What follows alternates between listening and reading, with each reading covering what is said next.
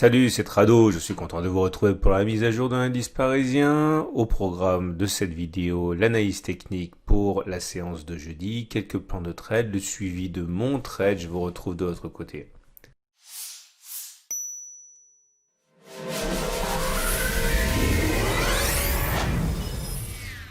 La baisse aujourd'hui de 0,82% est un petit peu plus sérieuse que celle qu'on a connue la veille, en ce sens qu'elle confirme peut-être une inversion de tendance. Alors sur la séance de mardi, on avait abandonné 1,55%, c'est confirmé aujourd'hui avec 0,82%, et nous sommes définitivement face à une falaise qu'il fallait bien sûr garder sur vos écrans. Tout le monde l'a vu, de toute manière, c'était une résistance à 5193, 5333, ce n'est pas anodin, c'était une zone, on le sait, on a déjà parlé, une zone de support ici qui a été cassée, qui avait donc changé de polarité. C'est ce qui explique que beaucoup de traders cherchaient cette zone pour initier des trades baissiers. Alors, on a eu d'une part une baisse aujourd'hui, mais on a également l'occasion de confirmer la qualité de ce signal. On avait parlé hier, c'était un avalement baissier.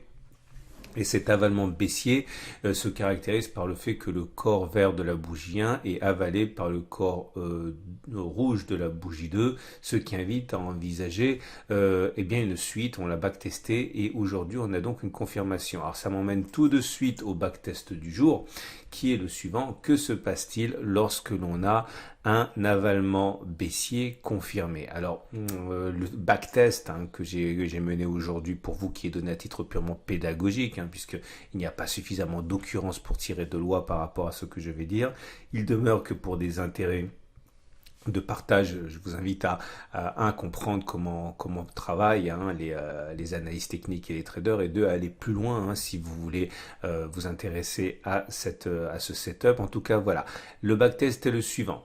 Si vous envisagez un avalement baissier confirmé, le test sera réputé réussi si on va et on clôture plus bas que cette bougie de confirmation de l'avalement baissier.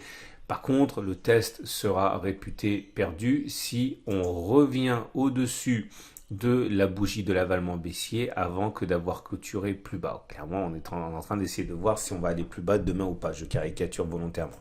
Donc voilà à quoi ça ressemble. Voilà un test qui a été réussi. C'est une bougie verte, un avalement baissier confirmé par le fait qu'on a clôturé plus bas sur la confirmation et on est effectivement allé plus bas. Autre exemple ici. On a un autre backtest réussi avec effectivement un plongeon derrière. Là, vous avez un troisième backtest réussi.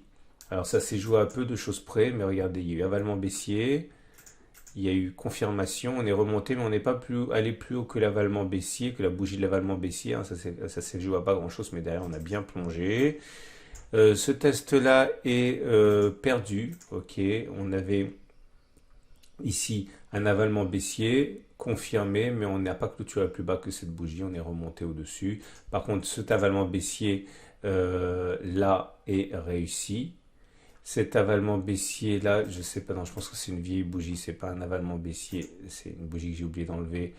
Ah non, je me trompe, il est réussi aussi parce que regardez, voilà, c'est donné la sauce suivante. Avalement baissier, confirmation, et derrière on a clôturé plus bas. Encore un test qui a échoué ici, avalement baissier, confirmé, mais on n'a jamais clôturé plus bas avant de repasser au-dessus de la bougie de l'avalement baissier. Bon, bref, j'en ai fait beaucoup. J'en ai fait 30 parce que c'est quand même assez fréquent.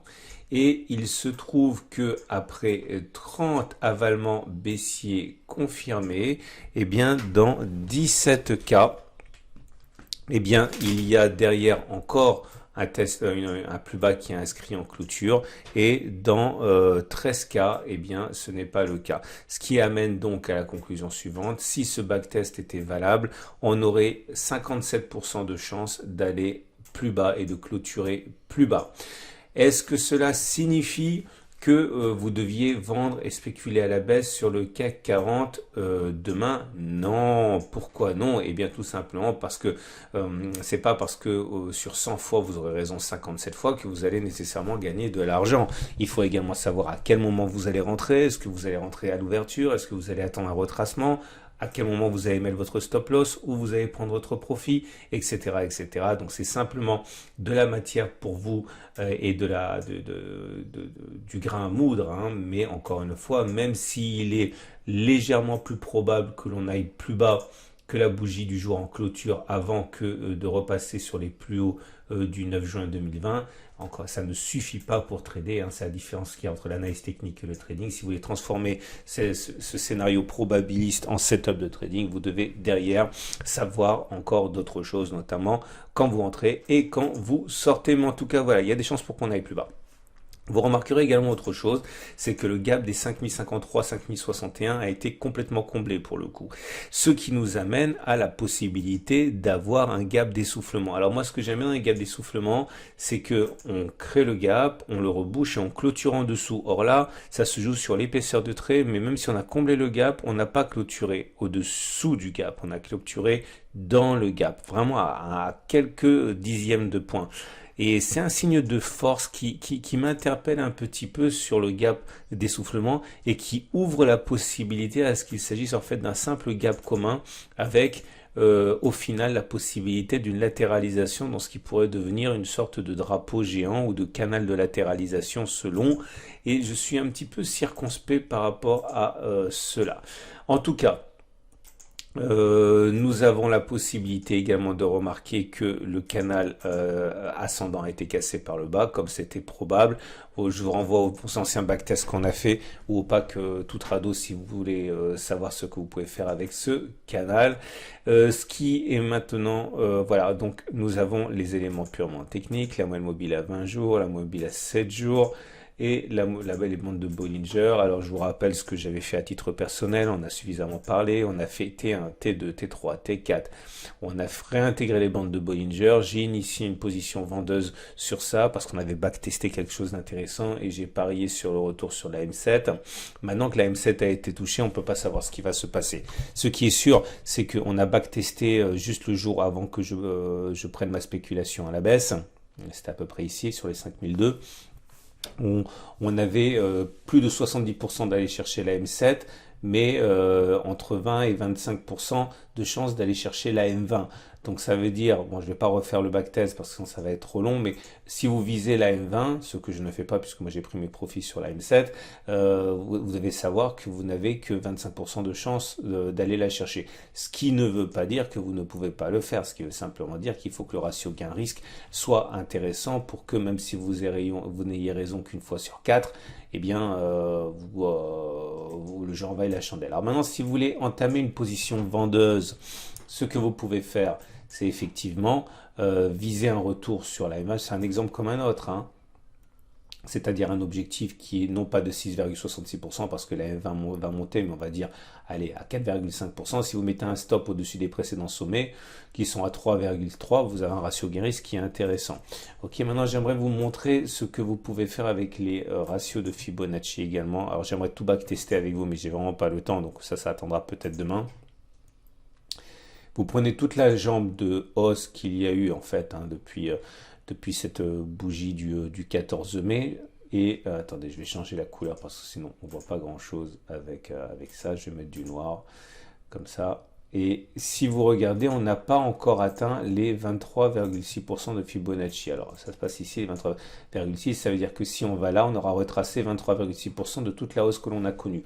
Est-ce que ça veut dire qu'on va y aller? Non, mais ce qui est sûr, c'est que les traders aiment bien rentrer sur les niveaux de Fibonacci, ils aiment bien rentrer sur les 23,6, ils aiment bien rentrer sur les 38. En fait, il y a des comportements moutonniers qui s'exercent. Clairement, ici, il risque d'y avoir un mouvement acheteur pour ceux qui tradent les Fibonacci. Alors, si vous avez un scénario acheteur, vous pouvez par exemple attendre que l'on revienne ici, parier sur un retour sur les plus hauts à 5% avec un stop loss même voilà en dessous des 38,2% pour vous autoriser le droit de casser un autre niveau de Fibonacci. Vous avez un ratio gain-risque qui est intéressant. Bon voilà, comme ça tout le monde en a pour ses convictions, qu'elles soient haussières ou baissières. Il demeure que la tendance elle est haussière puisque Vous avez toujours une moyenne mobile à 7 jours qui monte, vous avez toujours une moyenne mobile à 20 jours qui monte. On est en parallèle haussière avec les Fibonacci, la Bollinger Super qui monte et la Bollinger Inférieure qui monte. Attention, si vous vendez à découvert, vous devez savoir que pour l'instant, ce n'est qu'une correction dans une tendance haussière, hein. C'est également ce que dit l'Ishimoku. Alors, on termine avec les autres indicateurs techniques qui sont là. Alors, la bonne nouvelle, c'est que les indicateurs techniques là sont toujours pas baissiers, hein. Le RSI est toujours au-dessus de 50, le momentum est toujours positif, le MACD est toujours au-dessus de son signal. Par contre, le MACD 0 est en dessous de son signal, le CCI vient de passer en zone de survente, vient de sortir de sa zone de survente, hein. On est juste en dessous de 100, on est à 99,6, c'est marqué là, et nous avons toujours le stock qui a croisé son signal à la baisse. Donc les indicateurs techniques rapides sont tous baissiers, par contre les indicateurs techniques lents ne sont toujours pas baissiers. Le but du jeu pour les haussiers, c'est d'éviter que cette contagion se fasse, auquel cas on aurait une simple correction avant de reprendre le chemin de la hausse. Mais pour l'instant, ce qui est sûr, c'est que les indicateurs techniques rapides sont tous baissiers. Je vous rappelle que si vous voulez savoir comment fonctionnent les indicateurs techniques, vous avez mon pack tout trado qui vous attend. Et vous avez pour terminer l'Ishimoku. Et l'Ishimoku nous montre la chose suivante, c'est que la tendance, elle est toujours haussière, hein, il n'y a pas de doute par rapport à ça. Alors, ça se voit au nuage qui monte. Ça se voit à la Kijun, bon, elle s'aplatit par contre, la Tenkan et la Kijun s'aplatissent, c'est normal, ça fait quand même 3 séances de baisse, hein, 1, 2, 3. Donc la tendance de très court terme n'est pas baissière, elle est toujours haussière, mais elle est de moins en moins parce que la Tenkan s'aplatit. La Kijun c'est pareil, et même la SSB commence à tourner à l'horizontale. Donc attention, la tendance est toujours haussière, mais elle se fatigue et on paye le fait qu'on était très éloigné de la Tenkan. Je vous rappelle qu'il y a un élastique entre les cours et la Tenkan. Plus on s'en éloigne, plus il y a des forces de rappel. Les traders Ishimoku guettent ce qui va se passer sur la Tenkan et vont éventuellement rentrer à l'achat sur ces niveaux. Il ne me reste plus qu'à vous inviter au webinaire que je vais donner avec 3 de mes camarades, enfin en l'occurrence 2 de mes camarades, Thomas et Alexandre Baradès, que vous connaissez sans doute d'IG Market, sous la houlette de Fabien, hein, de Vidéo Bourse. Ça sera ce vendredi, à 11 h du matin. Alors pour ceux qui, la plupart d'entre vous à mon avis, qui ne pourront pas être en présentiel sur YouTube pour assister à ça et poser des questions, vous pourrez bien sûr le regarder en replay. Mais ceux qui ont la possibilité d'être là et qui veulent éventuellement poser des questions, sachez que le lien il est juste en dessous de la vidéo. Je vous attends pour ce webinaire programme à suivre dans le lien que je mets en dessous de la vidéo. Voilà. À demain pour la mise à jour.